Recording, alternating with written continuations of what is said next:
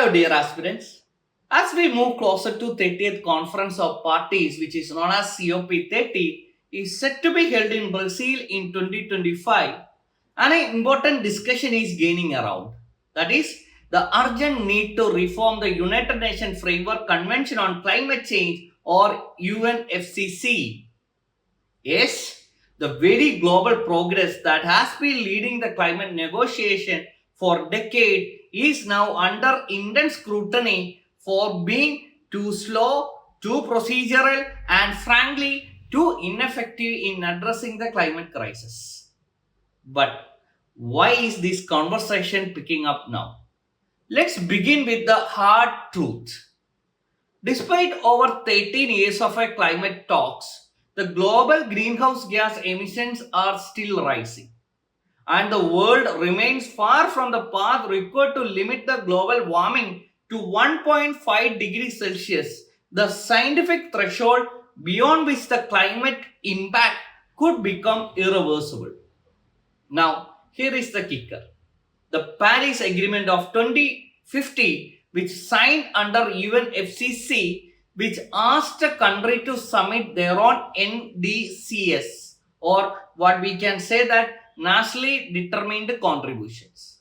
These are the voluntary pledges for reducing emission, but as of May 2025, only 21 countries that barely 11% of UNFCCC members have submitted their nationally determined contribution for 2035.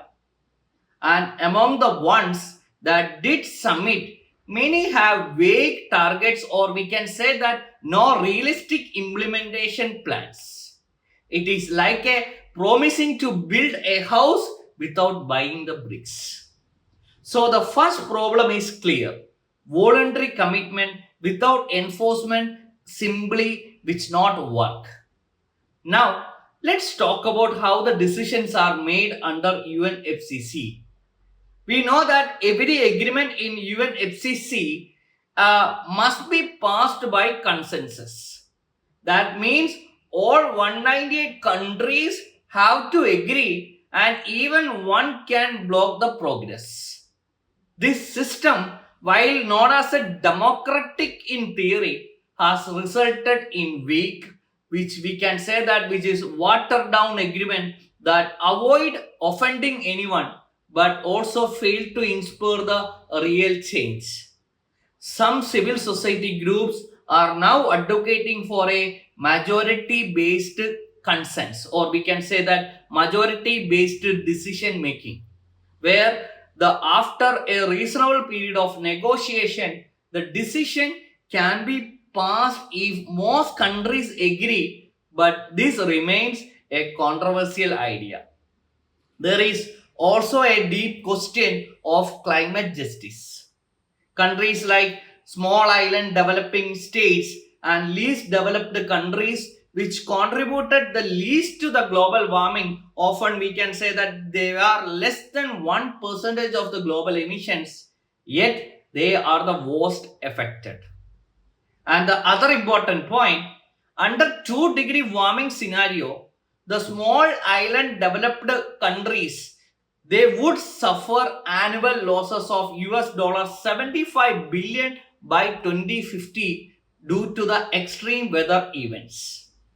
Meanwhile, the developed world, we know that the developed world, they are historically responsible for the most emission, has not fulfilled its promise to providing finance and technology to support these vulnerable countries.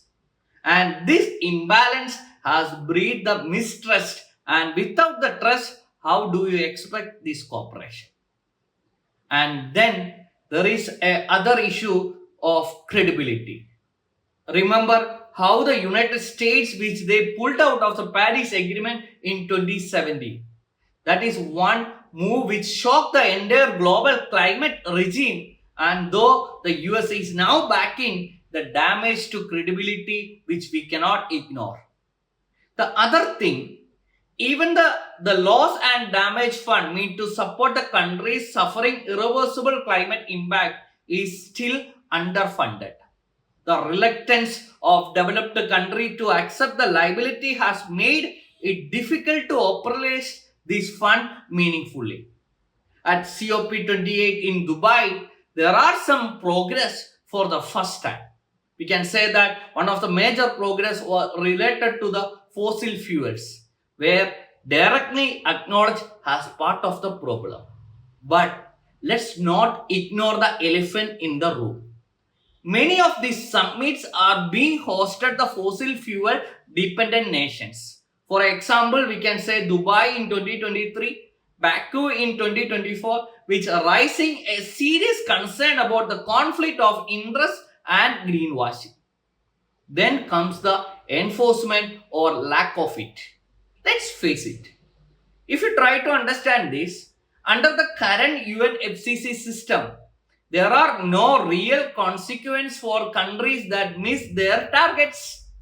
That is like having a traffic law where nobody gets fined for overspeeding. What is the point here? This is why reform is not just a desirable, it is a urgently a necessary matter. But before we get into the reforms, let's revisit what is United Nation. What is UNFCCC is all about. As we already discussed, that we already know that the United Nations Framework Convention on Climate Change was adopted in 1992 in Rio Earth Summit, which was came to force on 21st March 1994. It has 198 parties today. Nearly, we can say that every country in the world. And the other important point regarding this group, it is one of the three Rio Convention. And if you try to understand two others, one we can say Convention on Biological Diversity. The other is United Nations Convention to the Combat Desertification. So all three are supported by a joint liaison group to ensure that the global environment actions are coordinated. Now, the other important point regarding the core objective of UNFCCC. If you try to understand the core objective, what we can say that one of the major core objective is to stabilize the greenhouse gas concentration at the level that prevent the dangerous human interference with the climate system. It is built on two powerful principles. One, common but differentiated responsibility. If you try to understand what it called the common but differentiated responsibility, which meaning developed countries must take the lead in reducing the emission. Second, equity, which acknowledge the different capability of the countries, its institutional, which acknowledge the what we can the second point again, second, equity, which acknowledge the different capability of the countries. Now, let's we talk about the institutional structure. If you try to understand the institutional structure, we can say that UNFCCC's institutional structure, which include one, conference of parties, what we call the COP. We know that COP is the supreme decision making body. Second, subsidiaries bodies like subsidiaries bodies like subsidiary body for scientific and technical advice, and other body called subsidiary body for implementation. Third, a secretariat based in Bonn, Germany. And now the UNFCCC, the Global Innovation Hub, which is launched in 2021 to promote a transformative low carbon innovation. Now, the other important point here you should understand the two major climate agreement by UNFCCC. As we all know that UNFCCC has hosted two important climate agreement. The one, Kyoto Protocol, which was signed in 1997. The important point regarding Kyoto Protocol, all students must remember the Kyoto Protocol is legally binding for developed countries. But there are some exceptions to the major developing countries like India and China.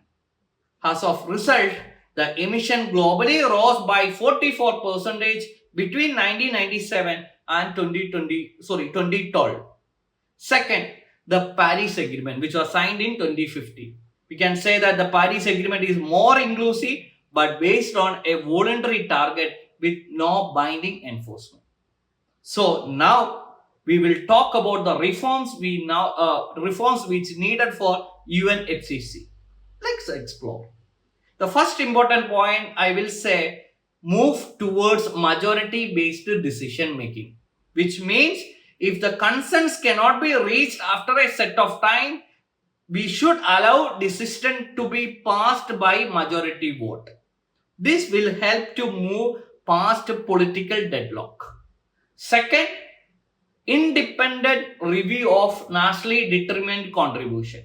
It means there should be a committee should be set up. We can say that that can be a autonomous technical body under UNFCCC to assess the credibility of national determined contribution. There, this committee can track the implementation and name those falling behind. This would add a reputational pressure which can be surprisingly, we can say that, effective in the world. Third, we can say link the climate finance to transparency, which means that make climate finance distributable like from Green Climate Fund dependent on a transparent reporting and variable results. This would enhance both trust and performance. Fourth, human-centric negotiation.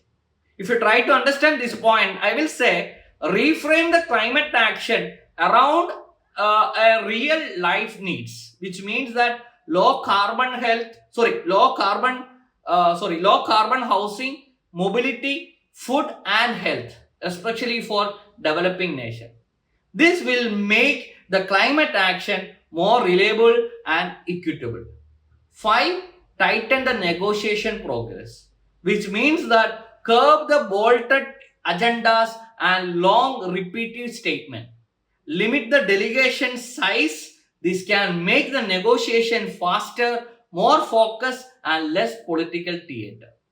Now, so the bigger picture here is, if COP30 is to be a meaningful, these reforms must be seriously considered. The world no longer has a luxury for the vague target and a polite discussion. We need a real action, real finance, and real accountability. Now, aspirants, before we wrap up, how is this topic relevant to your exam? This is highly probable in GS paper 2 under the international institution and agreements, and GS paper 3 under the environment and climate change.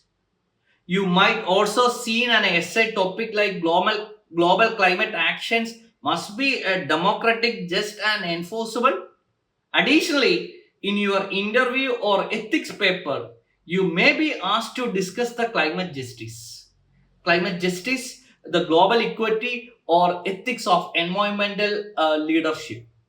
So yes, know about the UNFCCC reforms debate is not just useful, it is important. It connects the environmental diplomacy in international laws, ethical responsibility and governance, all these themes in the UPSC and the PSC examinations. Thank you for listening carefully, and always remember, understanding a word is the first step to changing it. All the best on your journey ahead. Thank you.